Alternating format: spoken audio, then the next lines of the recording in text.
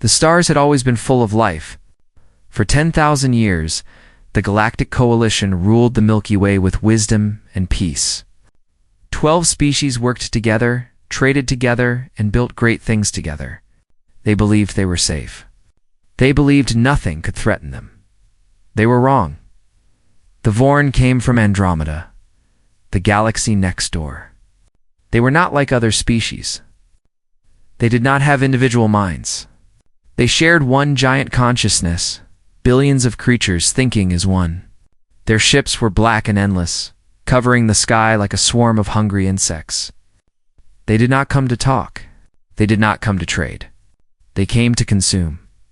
In 6 months, 3 coalition homeworlds fell silent. Billions of lives vanished. The Vorn did not kill with anger or hate. They simply absorbed everything in their path, adding it to their collective. It was not war to them. It was feeding. Admiral Vel watched the reports come in from his command ship. He was old, even by the standards of his species. The LR lived for thousands of years, and Vel had seen many things, but he had never seen anything like this. His 4 eyes, usually calm and steady, now showed something rare for his kind. Fear. He called for an emergency summit on Horizon's edge, a neutral station floating in the empty space between star systems. Representatives from every coalition species came. The Ilar with their silver skin and ancient wisdom. The Mach, small and quick, masters of technology. The Bren, massive and strong, warriors who had not fought a real war in centuries, and others, each bringing their own fears and their own desperation. The humans came last. Their ship was small and old. Nothing compared to the elegant vessels of other species. Humanity had only joined the coalition 80 years ago. They were babies in galactic terms. Most species lived for hundreds or thousands of years. Humans barely reached 100. They were loud, emotional, and primitive. The other species tolerated them, but no one took them seriously. Captain Dewan Park led the human delegation. He was 53 years old, which meant he was already past the middle of his life. His hair was turning gray at the edges. His hands were rough from years of work. His eyes looked tired, like a man who had seen too much and slept too little. The great chamber of Horizon's Edge was round, with seats rising in circles around a central platform. Admiral Vel stood at the center, his voice echoing through the room. "Fellow members of the coalition," he said, "we face extinction. The Vorn cannot be stopped. Our combined fleets have failed. Our weapons do not work against them. Our scientists cannot find a weakness." He paused, letting his words sink in. "The Vorn have offered terms. They will accept our surrender. Those who submit will be absorbed peacefully into their collective. Those who resist will be destroyed completely." Murmurs filled the chamber. Some delegates looked relieved. Others looked sick, but most looked resigned, like people who had already accepted their fate. "I propose we vote," Admiral Vel continued. "All in favor of accepting the Vorn terms and preserving what lives we can." One by one, the species voted. The Ilar voted yes. The Mach voted yes. The Bren, mighty warriors who had once been proud, voted yes. Every species voted yes. It was logical. It was the only way to survive. Then it was humanity's turn. The chamber fell silent as Captain Dewan walked slowly to the central platform. He was shorter than most of the aliens around him. He looked small and fragile and utterly unremarkable. When he spoke, his voice was quiet. "No."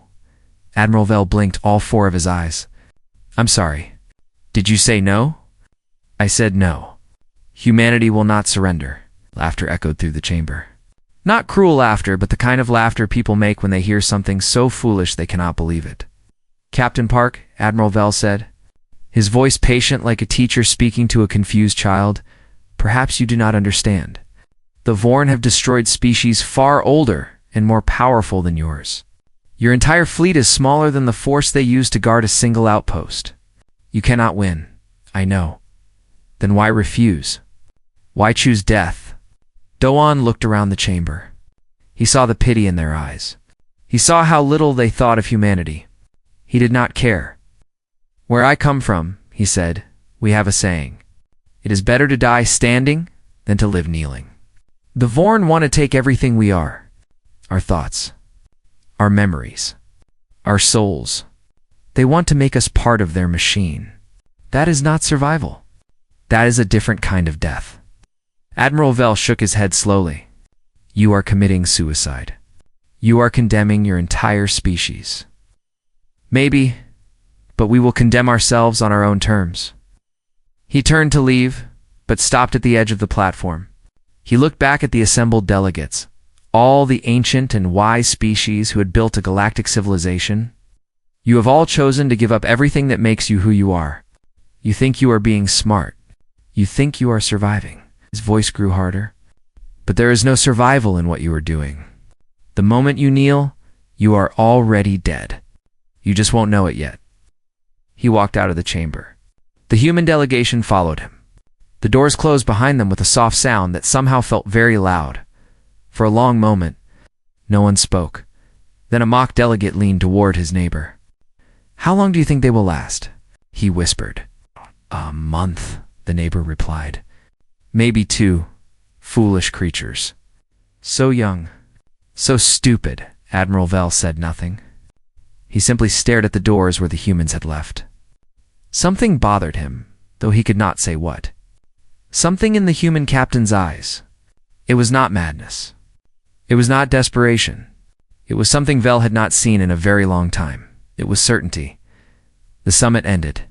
The coalition began preparing for surrender. Messages were sent to the Vorn, accepting their terms. Ceremonies were planned. Leaders practiced the words they would say as they handed over their worlds, and far away. On a small blue planet orbiting an ordinary yellow star, humanity began to prepare for something very different.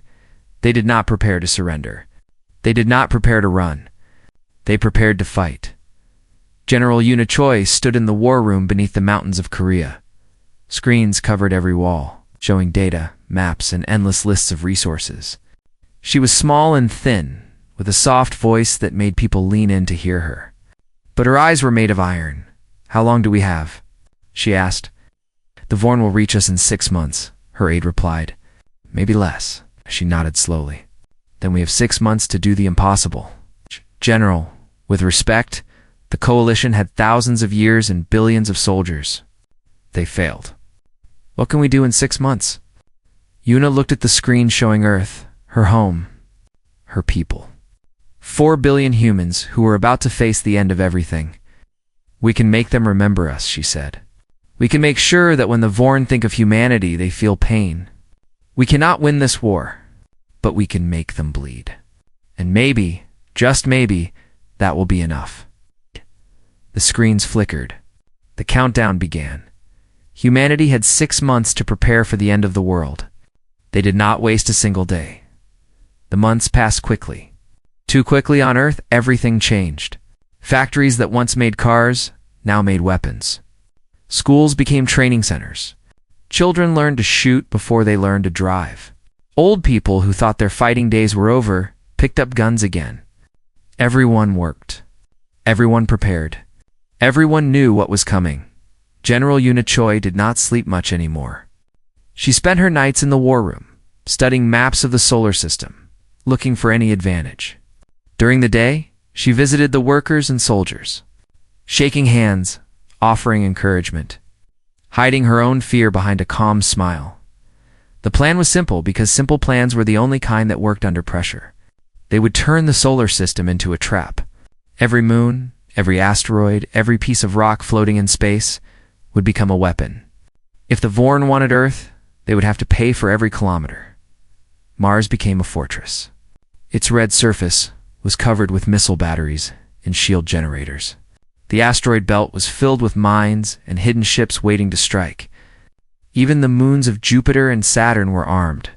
Humans worked in freezing cold and burning heat, in darkness and radiation, building defenses that other species said were pointless. "They are wasting their final months," the coalition observers reported. "Instead of accepting death with dignity, they build toys that will not even slow the Vorn down." The observers were wrong. The Vorn arrived on a Tuesday. Humanity would always remember that it was a Tuesday. Their fleet entered the solar system like a black tide. Thousands of ships, each one the size of a city. They moved in perfect formation, guided by a single mind that controlled them all. They expected no resistance. Why would they? Every other species had surrendered. The humans would be no different.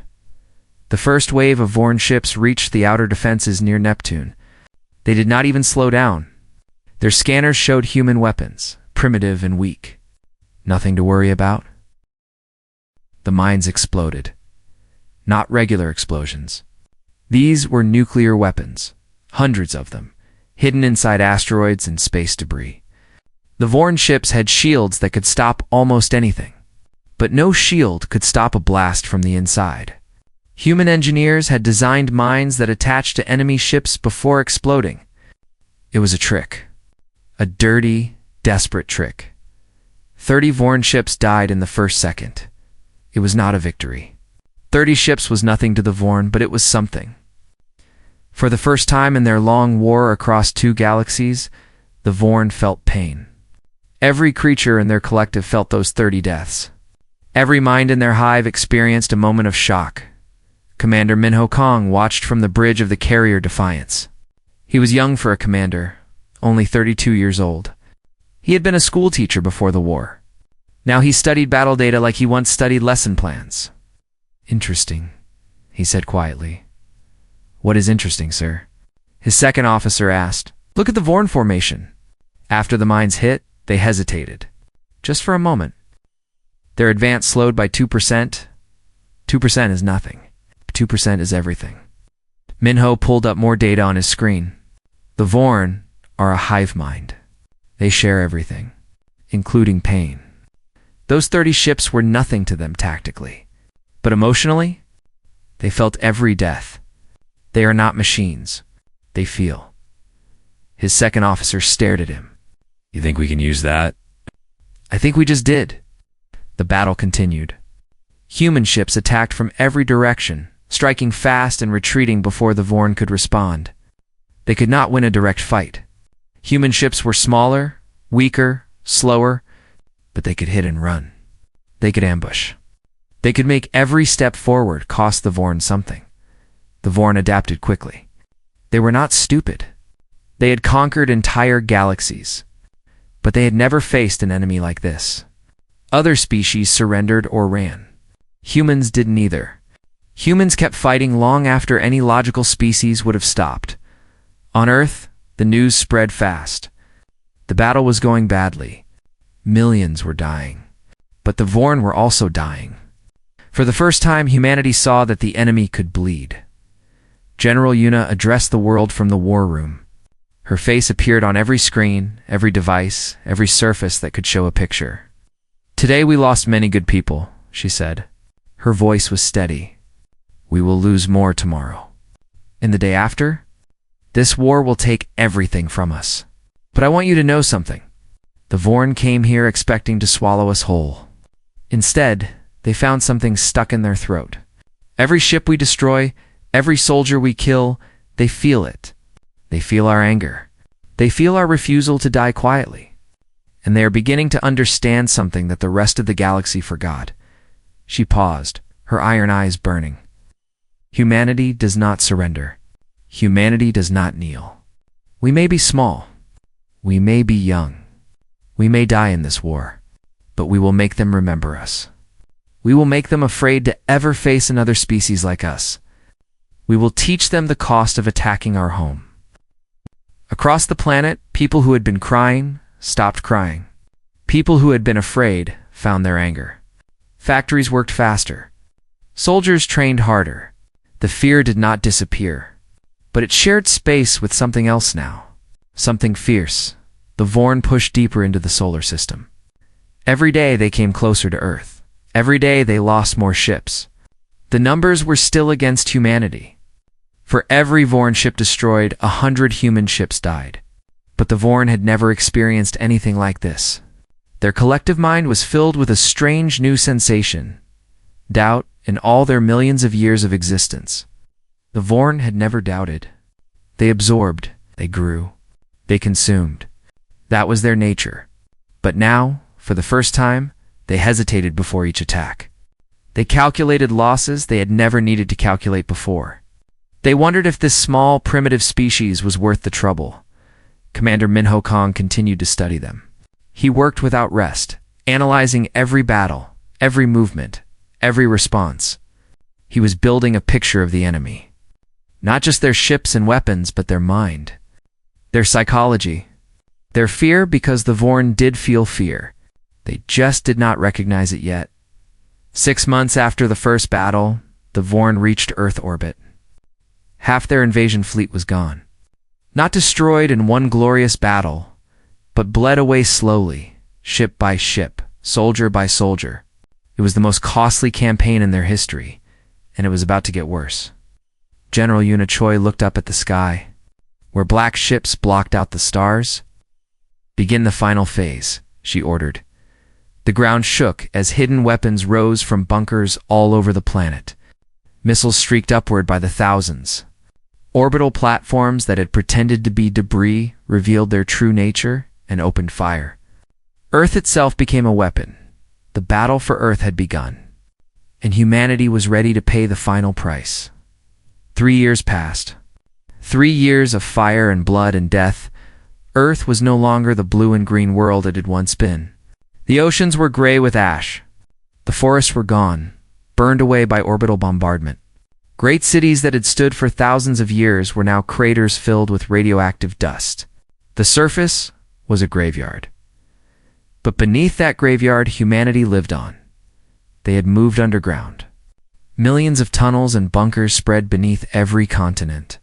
People lived in the dark, eating food grown in artificial light, breathing air cleaned by machines that never stopped running. It was not living, really. It was surviving. But surviving was enough. The population of Earth had fallen from 12 billion to 4 billion. 8 billion people had died in 3 years. The number was so large that it lost all meaning. Every person left had lost someone. Parents had buried children. Children had grown up without parents. Friends had watched friends die, and still, they fought. Dr. Hannah Lim worked in a bunker beneath what had once been Seoul. The city above was gone, wiped away in the first year of the war. But the bunker remained protected by 3 kilometers of rock and metal. Inside, Hannah led a team of scientists studying the only thing that might save humanity. A piece of Vorn. It had been captured during a boarding action 2 years ago. A small fragment of organic tissue from a Vorn drone kept alive in a special tank. Hannah had studied it every day since then, trying to understand how the Vorn worked, how they thought, how they could be stopped. "The connection is the key," she told Admiral Doan Park. He had come down to the bunker for his weekly briefing. He looked older now. His hair was completely gray. His face had new lines that had not been there 3 years ago. But his eyes were still the same. "Still certain. Explain," he said. Hannah pointed to a diagram on her screen. "The Vorn collective consciousness is not just a way for them to communicate. It is what makes them strong. Billions of minds working as one, but it is also a weakness. Every Vorn is connected to every other Vorn. If we could send a signal through that connection, something powerful enough to overwhelm their shared mind, we could stop them all at once." Doan stared at the diagram. "You are saying we could win? Not just survive, but actually win." "In theory, yes. But there is a problem." "There is always a problem," Hannah nodded. "The signal would need to be delivered at the source. The Vorn Nexus, the central hub of their collective consciousness. It is located in Andromeda, 2 million light years away." The room fell silent. 2 million light years. Even with the fastest ships, it would take over 18 months to reach Andromeda, and that was assuming they could even get a ship past the Vorn fleet surrounding Earth. "It is impossible," one of the other officers said. Admiral Dahan did not respond immediately. He just stood there, looking at the diagram, thinking. Finally, he spoke. "Nothing is impossible. Some things are just expensive." He turned to face his officers. "We build a ship. Small, fast, equipped with the experimental jump drive that the science team has been working on. We send a crew of volunteers. They carry Dr. Lim's weapon to the Vorn Nexus, and they deliver it. The crew will never come back, someone said quietly. I know. That is why we ask for volunteers. The meeting ended. Word spread through the underground bunkers. A mission was being planned. A mission to end the war. A mission that no one would survive. Thousands of people volunteered. Commander Suho Chen was chosen to lead. He was 35 years old, a veteran of 100 battles, with scars on his body and ghosts in his eyes. He had lost his wife and 2 children in the first year of the war. He had nothing left to lose except his life, and he was willing to spend that too. His crew was small, 12 people, chosen from the thousands who had volunteered. Each one had their own reasons for going. Each one knew they would not return. Lieutenant June SEO would pilot the ship. She was the best pilot humanity had. She could make a ship dance through an asteroid field like it was nothing. She had survived 6 crashes that should have killed her. People said she was lucky. She said she was just too stubborn to die. Sergeant Tae-yoon handled security. He was big and quiet and very, very good at keeping people alive. He had saved his squad 17 times during the war. This time, he would not need to bring anyone home. Dr. Hannah Lim would go as well. Not in person. Her body was too important to risk. Instead, they uploaded her consciousness into the ship's computer, a digital copy of her mind, carrying all her knowledge of the Vorn and the weapon she had created. The ship was built in secret. It was small, barely larger than a shuttle, but packed with the most advanced technology humanity had ever created. They called it the last word, because that was what it would be. Humanity's final message to the galaxy. The night before the launch, Admiral Doan visited the crew. They were gathered in a small room, eating what they knew would be their last meal on Earth. He did not make a speech. He did not offer comfort. He just shook each of their hands and looked them in the eyes. The galaxy thinks we are finished, he said. The coalition has already written our history. They will say we fought bravely, but uselessly. They will say we died for nothing. He paused. Prove them wrong. Suho nodded. We will, sir. The coalition sent one final message that night. Admiral Vel's voice, tired and sad, echoed through the communication systems. To the people of Earth, we urge you one last time to accept the inevitable. Your courage has been extraordinary. But courage cannot change mathematics. You cannot win. Please, for the sake of your children, surrender. Let this end. Admiral Doan recorded a response. It was short. We're not throwing away our lives. We are spending them wisely. The Vorn will learn that some prices are too high to pay, and the galaxy will learn that humanity does not know how to quit. He paused, then added one more line. See you on the other side, Vel, if there is one. The message ended. The last word launched into the darkness. 12 souls carrying the hope of a dying world toward an enemy 2 million light-years away. Behind them, Earth continued to burn. But in the hearts of those who remained, a small flame still flickered. Not hope exactly. Something stronger. The absolute refusal to let the darkness win. Space between galaxies is empty. Not just empty like a room with no furniture. Empty like nothing at all. No stars, no planets. No light except the faint glow of distant galaxies, millions of light-years away. Just darkness that goes on forever. The last word flew through that darkness for 18 months. The experimental jump drive worked, but it was not perfect. Each jump tore at the fabric of space in ways that hurt the ship. Alarms went off constantly. Systems failed and had to be repaired. The crew worked without rest, keeping their small vessel alive against the endless void. 3 months into the journey, the radiation killed 2 of them. The jump drive produced energy that human shields could not completely block. Engineer Junho was the first to die. He went quietly, in his sleep, his body simply giving up. A week later, Dr. Park followed. They buried them in space, their bodies floating forever in the darkness between galaxies. Suho watched the brief ceremony from the bridge. His face showed nothing, but inside something was breaking. Every death made the mission feel more hopeless. 11 people had become 9. 2 million light-years still stretched ahead of them. "We keep going," he told the remaining crew. "That is what they would want." Lieutenant June did not respond. She just turned back to her controls and made another adjustment to their course. Her hands never shook. Her voice never wavered. But sometimes late at night, Suho heard her crying in her quarters. He never mentioned it. 6 months in, they encountered Vorn patrol ships. The enemy was everywhere, even in the empty space between galaxies. Scouts and hunters looking for anything that might threaten the collective. The last word was small and fast, designed to avoid detection. But luck could only last so long. The battle was short and brutal. 2 more crew members died defending the engine room. Sergeant Tay fought like a demon, killing Vorn drones with his bare hands when his weapons ran out of ammunition. When it was over, the ship was badly damaged, and they had lost 2 more friends. 7 crew members left. 18 months of journey still ahead. Hannah's digital consciousness watched everything from the ship's computer. She could not feel physical pain, but she felt something else. Guilt. This was her plan. Her weapon. These people were dying for her idea. If it failed, their deaths would mean nothing. "It will not fail," Suho told her during one of their late-night talks. He sat alone on the bridge, speaking to a screen that showed Hannah's face. "You designed something that can stop them. I believe that." "How can you be sure?" "I cannot. But I choose to believe anyway." That is what humans do. The months crawled by.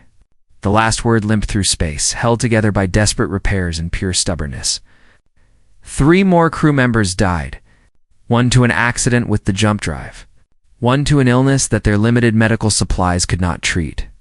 1 simply walked out of an airlock without a suit, unable to bear the loneliness anymore. 4 people left. Commander Suho, Lieutenant June, Sergeant Tay, and Hannah, existing as light and electricity inside the ship's computer. They did not talk about home anymore. It hurt too much. Instead, they talked about small things. Favorite foods. Childhood memories. Stupid jokes that made no sense but still made them laugh. They held on to their humanity in small ways because the large ways were too painful. Back on Earth, the final battle had begun. The Vorn were tired of the war. Tired of the losses. Tired of fighting an enemy that refused to die. They gathered their entire remaining force around Earth. Millions of ships. Enough firepower to crack the planet in half. This time, there would be no survival. No hiding. No more resistance. General Yuna stood in her command bunker. The walls shook with each bombardment. Dust fell from the ceiling. Her officers looked at her with eyes full of fear and exhaustion. "This is the end," one of them said. "We have maybe 6 hours before they break through." Yuna nodded. "Then we fight for 6 hours. And when those are done, we fight for 6 more. We fight until we cannot fight anymore." She was about to give her final orders when the communication system crackled to life. A new signal. Not Vorn, something else. "Earth forces. This is Admiral Vel of the Coalition fleet. Please respond." Yuna froze. The Coalition had surrendered years ago. They had called humanity foolish. They had watched from a distance as Earth burned. Why were they calling now? "This is General Choi." "What do you want, Vel?" The response came slowly, as if the words were difficult to say. "We are here to help." Through the bunker's sensors, Yuna saw them. Coalition ships. Hundreds of them. And thousands. Appearing at the edge of the solar system, their weapons powering up. "I do not understand," she said. "You surrendered. You said we were foolish." Admiral Vel's voice was heavy with shame. "We did. We were wrong. We watched you fight for 3 years. We watched you sacrifice everything. We called you primitive, but you showed more courage than any of us have shown in 10,000 years." More ships arrived. The Bryn, the mighty warriors who had forgotten how to fight. The Mach, the clever engineers who had thought survival meant surrender. The Ilar, ancient and proud, who had kneeled before the Vorn. All of them. Every species that had given up. We cannot let you die alone, Vel continued. If humanity falls today, we will fall with you. Perhaps we cannot win, but we can finally stop being cowards. Yuna felt something she had not felt in 3 years. Tears running down her face, cleaning paths through the dust and grime. Welcome to the fight, she said. You are late, but you are welcome. The Battle of Seoul erupted in full force. Coalition and human ships fighting side by side against the Vorn Armada. It was chaos and fire and death. Ships exploded every second. Millions died in the first hour, but they were not losing anymore. They were not winning either. They were holding. Buying time for something they did not even know was coming 2 million light years away. The last word finally reached Andromeda, and the Vorn Nexus waited. The Vorn Nexus was not a ship or a station. It was a living thing. A structure made of flesh and metal and pure thought, as large as a planet, floating in the heart of Andromeda. Billions of organic cables stretched from its surface into the void, connecting it to relay stations throughout both galaxies. It was the brain of the Vorn Collective. Every thought, every memory, every command flowed through this place. Commander Suho stared at it through the viewport. After 18 months of darkness and death, they had finally reached their target. The sight should have filled him with hope. Instead, he felt only a cold certainty. It is beautiful, June said softly. In a horrible way. It is the enemy, Tay responded. His voice was rough. He had not spoken much in the last few weeks. None of them had. Hannah's face appeared on the main screen. I am detecting the collective consciousness. Billions of minds, all connected. The signal should work, but we need to get to the core. The outer layers will absorb anything we send from here, Suho nodded. Then we go to the core. The last word moved forward. Almost immediately, the Nexus responded. Defenses activated. Weapons platforms that had been dormant for millions of years powered up. Drones launched from openings in the organic surface, swarming toward the tiny human ship. June flew like she had never flown before. She twisted and spun through the incoming fire, finding gaps that should not have existed. The ship took hits. Alarms screamed. Hull breaches opened and sealed themselves with emergency foam, but they kept moving forward to man the weapons, firing back at the drones. He was not trying to destroy them all. That was impossible. He was just creating a path. A few seconds of clear space that June could use. Engine 2 is failing, someone said. It did not matter who. They all knew the ship was dying. Keep going, Suho ordered. We only need to reach the core. The Nexus was fighting them with everything it had. Not just weapons, but something else. The collective consciousness was pressing against their minds. Suho felt it like a weight inside his skull. Voices. Billions of voices. Telling him to stop. Telling him it was useless. Telling him to surrender. He ignored them. They were inside the Nexus now, flying through tunnels of living tissue. The walls pulsed with light and energy. It was like being swallowed by something vast and alien. The ship shook constantly. Systems failed one by one. There. Hannah shouted. The core chamber. Straight ahead? Suho saw it. A massive open space in the center of the Nexus, filled with a light so bright it hurt to look at. The heart of the Vorn Collective. Everything they were, concentrated in one place. The ship lurched. A direct hit from something big. The bridge filled with smoke and sparks. Engine 3 is gone, June reported. Her voice was calm. To calm. We have maybe 30 seconds of flight left. It is enough. Tay stood up from his station. I will hold the engine room together. Give you as much time as I can. Suho wanted to argue. But there was no point. They all knew what they were doing. They all knew why they were here. Thank you, brother. Tay nodded once, then ran toward the back of the ship. A moment later, Suho heard the sound of weapons fire. Vorn drones had breached the hull. Tay was fighting them alone. 20 seconds. The core chamber grew larger in the viewport. June pushed the ship harder, squeezing every last bit of speed from the dying engines. I cannot control the approach, she said. We are going to crash. That is all we need. 10 seconds? An explosion from the back of the ship. The weapon's fire stopped. Tay was gone. June's hands flew across the controls. Blood was running down her face from a wound she had not noticed. The ship was breaking apart around her, but her focus never wavered. 5 seconds. It has been an honor, Commander. The honor was mine. Lieutenant. The last word slammed into the edge of the core chamber.